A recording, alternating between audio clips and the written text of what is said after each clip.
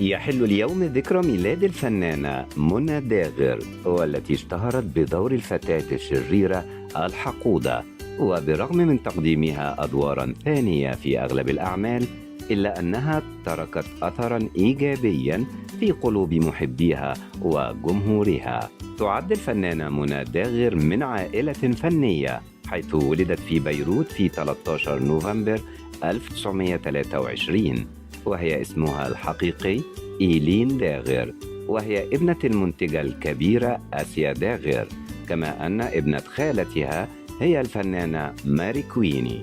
وبعد أن دخلت عالم التمثيل، نصحها المقربين منها إلى أن تغير اسمها إلى منى، وكانت قررت والدتها المنتجة آسيا داغر أن تتوجه إلى مصر بعد فترة قصيرة من ولادتها، وخاصة بعد رحيل والدها، وقررت أن تقتحم عالم الإنتاج.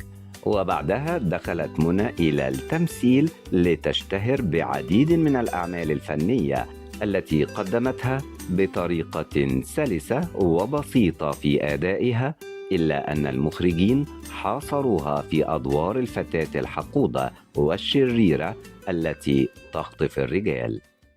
ازيك يا إلهام؟ ازيك انت يا مدينة؟ انا كنت متوعدة يا خطيبي، لكن يظهر انه ما جاش. زي بعض. الحمد لله لقيتكم عشان اقعد معاك. هو يكون الفستان الجديد حد لطشه منه؟ زي بعض. فساتين كتير يا حبيبتي، اما انت عليكي حتتين فستان في منتهى الشياكة. كنت احب اقعد معاك هنا ومتأسف، ورايا مشوار مهم. انا كمان مستنية الضيوف في البيت، عن اذنك يا مديحة. وانا هقعد لوحدي اعمل ايه؟ همشي معاكم. نبيل بيه عنده عربية مش كده؟ ايوه يا فندم. طيب عاد توصلني بقى. في عام 1944 خاضت منى أولى تجاربها السينمائية بعد أن شاركت في بطولة فيلم أما جنان أمام الفنان حسن فايق والفنانة فردوس محمد، وتوالت بعد ذلك أعمالها السينمائية، حيث قدمت عدد من الأفلام أبرزها ست البيت، شاطئ الغرام، قدم الخير، أنا وحدي، آمال، الدنيا حلوة، وغيرها من الأعمال.